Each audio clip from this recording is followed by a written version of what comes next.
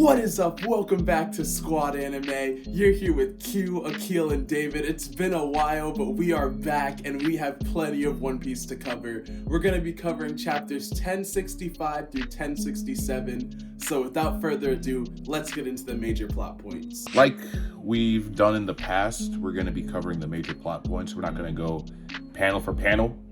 And I think you guys will like that better because it's going to be a lot shorter. So without further ado, first thing I wanted to bring up was that Robin, Frankie, Nami, and Sanji were all invited into Vegapunk's lab, but Zoro and Brook decided to stay with the ship. And then they end up having to fight a Jinbei Seraphim Pacifista. So now we have a subset of the Straw Hats. We have Robin, Frankie, Nami, and Sanji all fighting this child version of Jinbei that for some reason has the power of the Swim fruit, which is the fruit that Senior Pink had all the way back in Dressrosa, who was a member of the Doflamingo Pirates. You guys remember that? Yes. As if I could ever forget Senior Pink. A lot of people had him as their favorite character just because of his backstory. Yes, absolutely. That backstory was it hit you right in the heart. Man, I thought it was the costume and the character design that has been burned into my head forever. That was such a weird character, and the women would call him so hard boiled. Like, what does that mean? I still don't know what that means. Tough. It means he's tough. Yeah. But not only that, but the last three Vegapunks were also revealed. So we had Vegapunk Edison, which is Flair, Vegapunk Pythagoras, which is Wisdom, and then Vegapunk York, which is Desire. And then Vegapunk Shaka reveals that the Egghead Island is an island of the past with technology from an advanced civilization from 900 years ago. And then not only that, but Luffy, Bonnie, Jinbei, and Chopper find a giant creature that looks like it's the size of Ords. And I wanted to give a special shout out to David, who actually got a prediction right, predicted that the advanced civilization technology was from an ancient civilization. Definitely want to give David his props there. So let's give a round of applause to my man David. And that kind of covers like chapter 1065. So what do you guys think about the chapter, David and Akil? I thought it was interesting, especially just the fact that we got to see not only another Seraphim Pacifista, which we now understand is just they're using some of the warlords' DNA that I guess they got at some point to manufacture these, but also apparently that they are bestowing on them maybe like, I'm not sure whether it's a more advanced version of like the smiles. I know that he Vegapunk recreated Kaido's devil fruit, and that's how Momo got his power. And so I'm wondering if maybe there were a couple others that he did that with as well, and that's how this Jinbei Seraphim has the power of a devil fruit that we already see existing in the world. Yeah, I was wondering how he managed to get these fruit powers. Because, I mean, Kaido's an emperor. He would never associate himself with the Marines. But I thought Kaido, even though he didn't associate himself with the Marines, I thought Kaido has been captured before. I thought it was just like they could never kill him, so he always escaped, right? You're right. You're absolutely right. Yeah. Yeah. Yeah, so it's possible they could have got his DNA at some point, and probably with the thoughts of to try and kill him later on, right? Yeah, that's probably what happened to Senior Pink then, which means he was apprehended at some point. It might have been revealed in his flashback that he was captured by the Marines, but I don't remember his flashback off the top of my head. Anyways, was there anything else you guys wanted to talk about from chapter 1065 before we move on? Yeah, I just want to talk about the reveal that, the technology is actually from the past. I think this is just such a cool plot, just because even in, like, real life, there's a lot of suggestions that ancient civilizations could have had technology that is as advanced or even more advanced than what we have, like, today. And how there's, like, phenomena that we, like, can't explain in the world. So I think just with things, how they always talk about this like void century where they couldn't recover anything, and like I feel like even if you dive deeper, I'm sure Oda probably has had, Oda loves his very subtle hinting at things. Like I feel like there's a lot of like clues that probably could lead up to this, but I think it's great that we have this reveal. Like I love the pacing that 1065 really brought about. Like I feel like Oda is like, he's getting down to business now. Yeah, no more filler. It's just straight action. And I also wanted to note that one of the things that Dr. Vegapunk Edison said was that the Seraphim's still just a kid, which means that I think that these seraphims are supposed to mature into their adult counterparts and become the new warlords. Ones that are supposed to be completely loyal to the government. Obviously, that's not the case with this Kuma, though. Yeah, that makes a lot of sense. And also, they can even make them stronger apparently because they're doing like this, like kind of crossing their genes, with like ancient species, and also, they can pretty much, do like the build a fruit technology from from Dr. Vegapunk, so they can create them even stronger than their original warlords. Yeah, I wonder if because he's able to splice in different devil fruits, if he could create seraphims that have more than one devil fruit power, which would be insane. That would be insane, especially because we know how big a deal that was. I mean, besides Blackbeard, normally having more than one devil fruit power is an insta-death.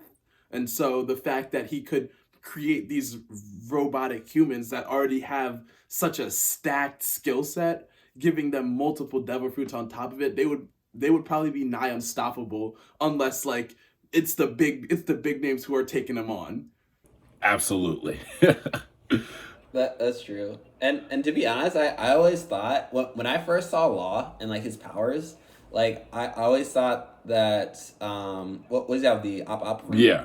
I always thought that Law would probably be the one who would create that, like the fusion of devil fruits, because he could like just slice them in half and just put two together. I don't know how Vegapunk is doing it, but I always thought if that did happen, it would come from Law's fruit. So I think it's interesting that he can kind of mix those abilities just with technology alone, or maybe he does have some type of devil fruit in the background that we don't know about.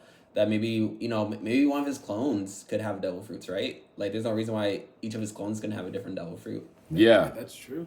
I mean, when we get to 1067, we might be able to see, or, well, maybe I can ask you guys an interesting question that you guys would think about. But let's move on to chapter 1066. So I covered 1065. I'm going to hand it off to Akil to cover 1066. So, in 1066, we first have a chapter cover that shows that the Vinsmoke kids are making their way back to the Germa headquarters with a special guest who is none other than Caesar Clown. And so, although we don't quite know just yet what they're up to, this is a big deal, the fact that Caesar and Germa are like meeting up and working together at least. But more importantly, we have Vegapunk revealing the connection between the ancient kingdom and Ohara's demise. And we know that this is a big deal. I mean, we have Robin on the crew. We saw the flashback ourselves of what happened to Ohara and how terrible it was and how they were just simply trying to like obtain knowledge. And so we find out that apparently the old ancient nation that owned this technology fought with the 20 victorious nations who now make up the world government. And that when these nations won, they tried to erase every trace of the advanced nation from history to ensure that like no one would ever know about it. Everything that they created and all their technology would be lost forever. And so that was part of what they were, even though it seems as though they failed between Ohara and also Dr. Vegapunk being able to piece together what's still been left behind. But the government is definitely trying to hide something. Whatever they did during that void century, they're trying to keep it well hidden, like sweep it under the rug and make sure no one ever finds out. And after Usopp hears all this and hears that every person who ever heard it is like an automatic kill list from the world government, he like cries out about how he wants to unhear everything he just heard. That was funny to me. It was so funny. Classic Usopp comedy, And then we also find out that Vegapunk visited Ohara after it was burnt to cinders, after everything that happened with Robin happened. And he was well acquainted with Professor Clover and considered him the foremost authority on archaeology. And just after hearing what happened, came to see it for himself, just like how badly they destroyed Ohara and its massive library. And he managed to discover what the scholars had worked so hard to do, and that the books that they had preserved by tossing them into what was once a giant lake that they threw so many books into that I guess like it got absorbed to the point that the books were the only thing left behind. But we also find out that the books that the scholars of Ohara worked so hard to preserve were actually taken by giants from Elbaf who not only understood how important they were, but wanted to ensure that the sacrifice that the people of Ohara made wasn't in vain.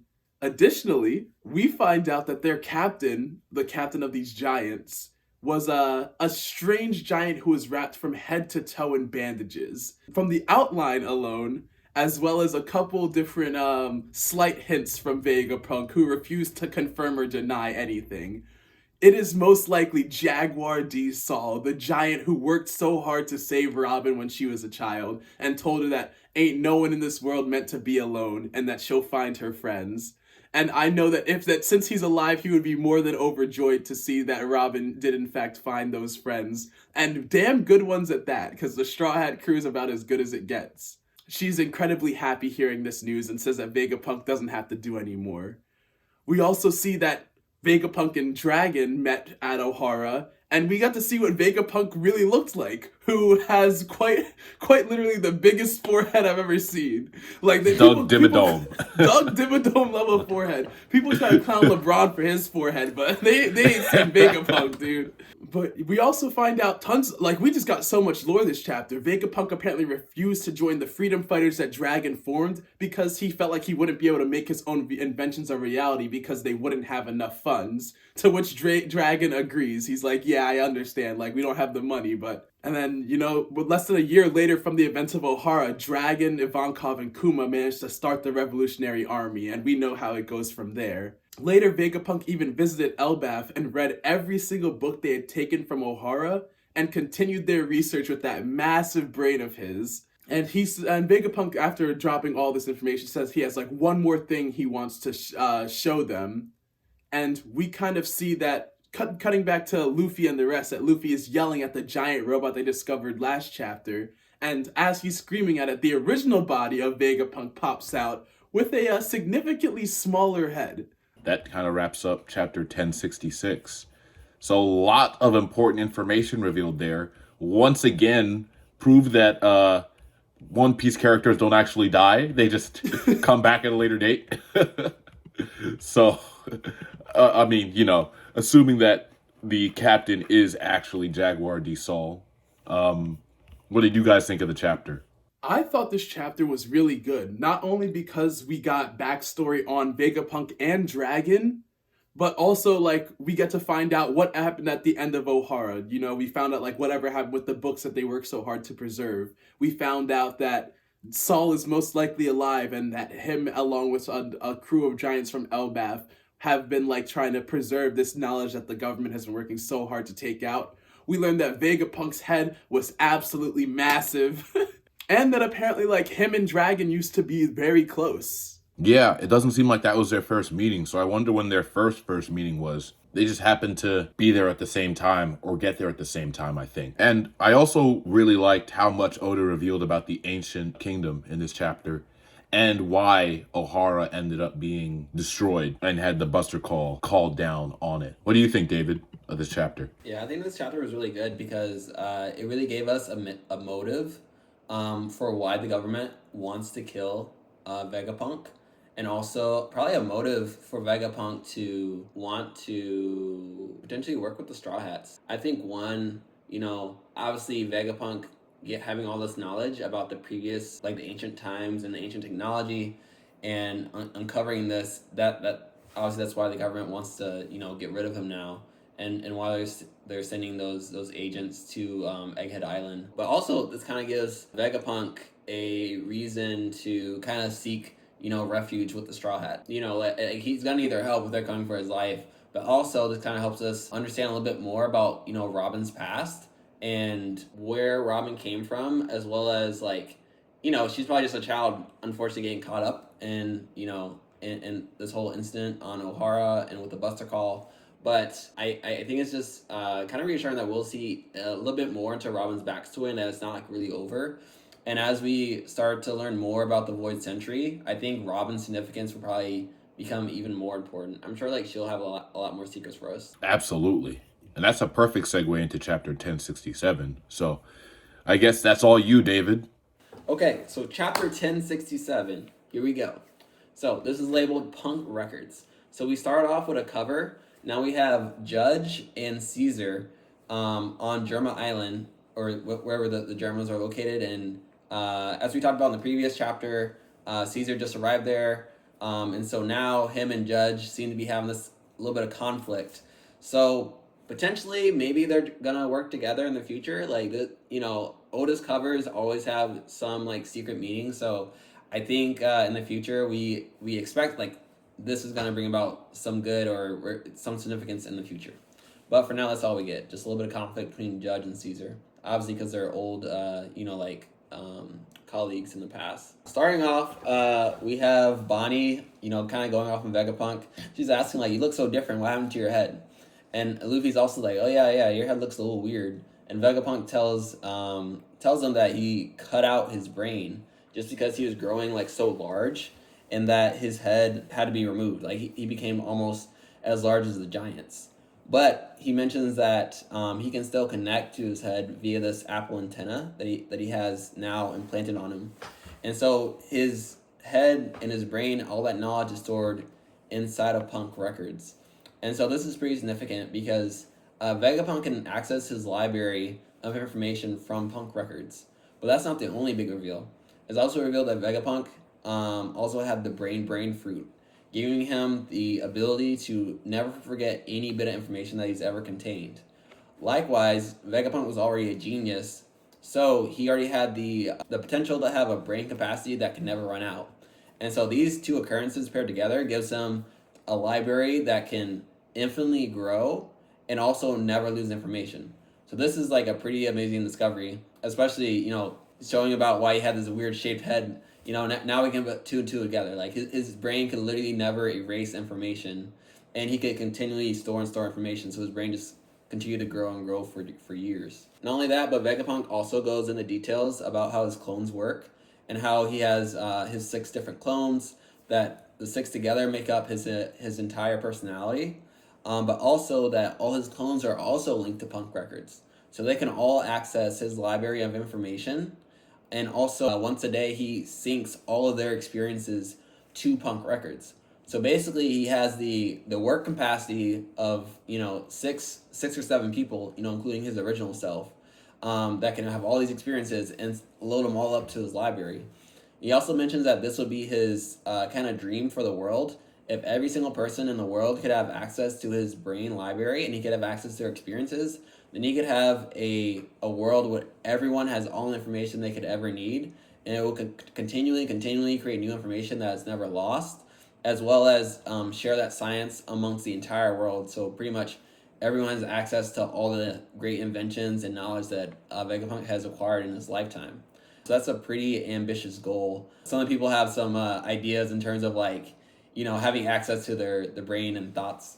But yeah, that's Vegapunk's personal goal. Likewise, we get a little bit more information about some devil fruits. So we mentioned Vegapunk's devil fruit, but also Vegapunk asked Luffy when he was in Wano, did he happen to see a dragon type fruit? And so Luffy mentions that Momosuke ate that fruit and that he indeed did become a pink dragon that was able to breathe fire. Which is kind of funny because Vegapunk thinks it's a failure because the dragon was pink, even though he pretty much had all the same abilities as Kaido's fruit. Being which, Vegapunk mentions that he created that synthetic fruit from using the lineage of Kaido. So at some point, Vegapunk acquired Kaido's DNA or some information about Kaido's biology, and he was able to create that synthetic fruit. So that confirms our kind of belief that Vegapunk can create these fruits, and not only that, but create some pretty powerful fruits. I think Momonosuke definitely had one of the most powerful fruits that we've seen so far that have been created. And then lastly, we have the giant. So that legendary iron giant that we see that was sitting there, Vegapunk gives a little bit more insight to that. So Vegapunk says that the giant was actually created 900 years ago. And also mentions that Vegapunk was unable to recreate that giant because he lacked a source of energy that was used to create that giant that kind of breaks our idea of like our current physics of the world currently, and that there's no same energy source of that light currently, so he cannot recreate that iron giant. But also he mentions that he does not understand the purpose of that iron giant, but that iron giant 200 years ago went out and tried to destroy Mary Joie. And so that's pretty significant. And then after that, the world government decided to try and destroy this iron giant, but researchers saved it. And this is how it eventually came to be in the hands of Vegapunk's custody, because it was saved from that event. and now he has it now to try to unlock its mysteries. It's also interesting that Robin mentions that 200 years ago was the exact date when the discrimination against fishmen happened. So maybe that also had some role in this event with the robot, because it's definitely an interesting coincidence that that's happening at the same time that there was an attack on Mary Joie. And then to wrap up, Vegapunk has a request of Luffy. He asks Luffy if he can take him away from Egghead Island. So this is also pretty significant. This is a big request. Obviously, there's people after Vegapunk's life. So this just confirms that there will be confrontation. But not only that, but while this is happening, we go back to Shaka in the crew, and we see that the Cyberpole Zero has indeed landed in the waters of Egghead Island, and that they're asking to dock. But Shaka denies them permission to dock, as they're using this ruse that they're saying that the Seraphim needs to be repaired. And Shaka knows that they're after his life. But also Lilith showed a pretty high peak of interest in the assassins, which was kind of interesting. So maybe that'll lead us up to some conflict in the future as well. And Shaka tells them the Straw Hats to prepare for battle. And then we skip to Kamabaka Island, where we see that Kuma is under repairs. But before his repairs are finished, Kuma just gets up and just starts running off. And he can like barely walk because he's like being like half repaired. And no one knows where he's going. Dragon calls out to Kuma, but he doesn't respond. And Ivankov tells him, Kuma, the Revolutionary Army is just getting started. Like, our battle is just getting started. So no one knows where Kuma is trying to run off to. But this could also lead to a poor development in the future, whether like Kuma is like completely, cleared of any of like his past programming with the government, or is this some type of program that was placed in him, and is he running to a predetermined location for some reason? And that wraps up 1067. So let's maybe get into a little bit of the discussion. Yeah, so There was just a lot. Yeah, it was a lot. So what are you guys thinking about 1067? Like, what did you like about the reveals, or what do you feel like is going to be like the most significant like coming up in the upcoming chapters? So one thing that I found really funny was when Vegapunk said his fruit was an utter failure just because it came out pink, even though it wasn't the original blue color. But one thing that I liked that we have cemented was that it was one Vegapunk main body and then 6 other units. And I think it was really cool how he was able to, I don't know how he did this, but he managed to pull his brain out of his body, put it into a data center basically, and allow 6 other units to contribute to it. There's a lot of questions I have for when the story progresses as to whether he's going to be able to maintain that database and take it with him. And one thing that I also think would be really interesting is if one of the bodies of Vegapunk is actually going to betray the others. I guess that's about it. I think that there's going to be some internal conflict between the 6 different paths of Vegapunk. I said 6 paths, like how we have the 6 paths of pain through Nagato.